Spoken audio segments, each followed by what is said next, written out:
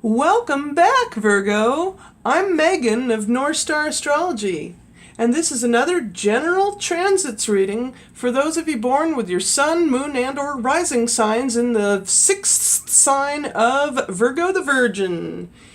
And the month starts out and happy belated Easter and April Fool's Day, by the way. But the month starts out with a full moon, and on the following day, April 2nd, Mercury went retrograde and will be retrograde for the next 2 weeks. Approximately on April 15th, it goes direct. But however, there is an opposition from the full moon in your second house of what you value, money and what you value, to your eighth house of your other people's values. And the full moon opposes your ruling planet Mercury, as well as the sun and Uranus. And with this opposition to the planet Uranus at 22 hours 58 minutes, there is an electric sudden windfall, perhaps. Money can be suddenly bestowed you, but be careful of the fine print while Mercury's retrograde. And then on April 3rd, the moon conjuncts Jupiter in your third house of communications, giving you the ability to, it's actually waning, so it's still sort of semi-full, but anyway. The moon conjunct Jupiter in your third house of communications gives you that strong ability to express yourself, very much so, with the moon conjunct Jupiter in expansive ways. Then on April 6th, the moon in Sagittarius, going into your fourth house, trines Jupiter. So fire to fire here. So now the moon is trining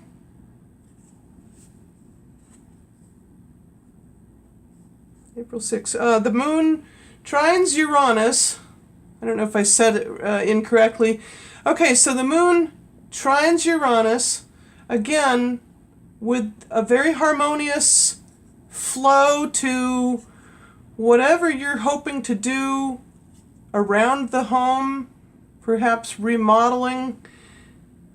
And then on April 8th, the last quarter moon goes into your fifth house of romance and creativity, joining along with Mars, Saturn, and Pluto.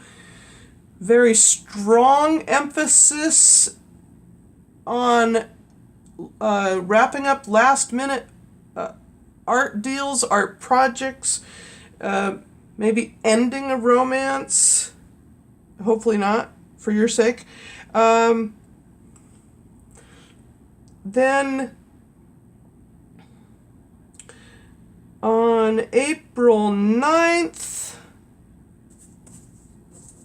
the moon squares Uranus, giving that much more of a incentive or drive, if you will, to get things done, but also have others do for you and help you. Maybe a very strong, passionate romance. sparks suddenly. And then on April 11th, the moon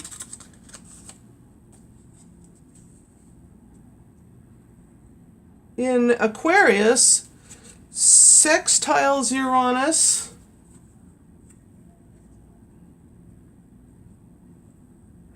So from the 6th house of where you naturally reside, Virgo, your 6th house of health, nutrition, work, and service given now harmoniously sextiles Uranus in your 8th house, along with your sun. And perhaps you could ask for a raise at this time.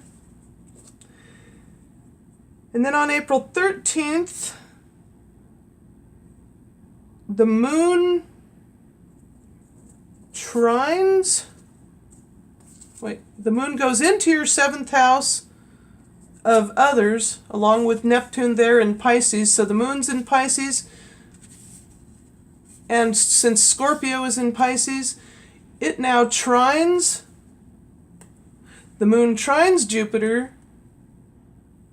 So you can very well communicate effectively and not so shyly. I know because I have Virgo rising. And so this beautiful harmonious trine with others, a significant other or business partner, can flow harmoniously. Then the new moon goes into Aries on however, before the new moon occurs, yay, April 15th, your ruling planet Mercury goes direct, like I said. So what this means also now, the new moon occurring on April 16th, you can strike out on new paths with suddenly illuminating and or shining a light on some way of getting a loan from a bank or institution or others, and starting new projects with through others' financial support, which is fantastically new. Then on April 17th, the moon conjuncts Venus in your 9th house of religion and philosophy, and you can love the emotional feeling of getting in touch with a foreign land, either through actual travel or through a book. So, let's see, then on April 20th, the moon then goes in Gemini, and it sextiles Uranus.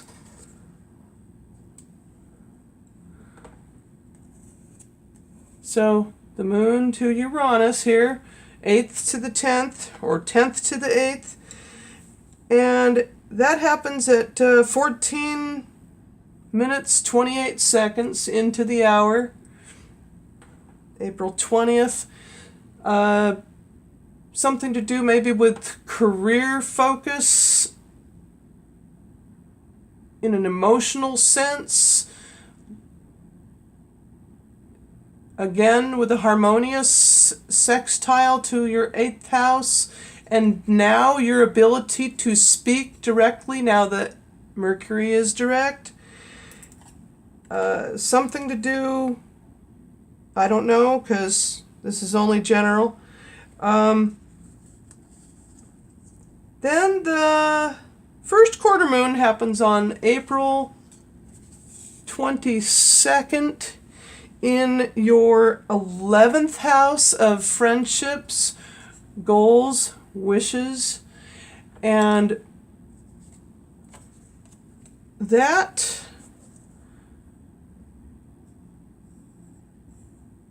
let's see what happens with the first quarter moon. That happens at 2 degrees 42 minutes, and there are no aspects concerning your 5th to the 11th, but let's just say for now it is a good, when the moon's in its first quarter, it's a good time to continue from when it was the new moon. In other words, keep going, don't stop. And then the moon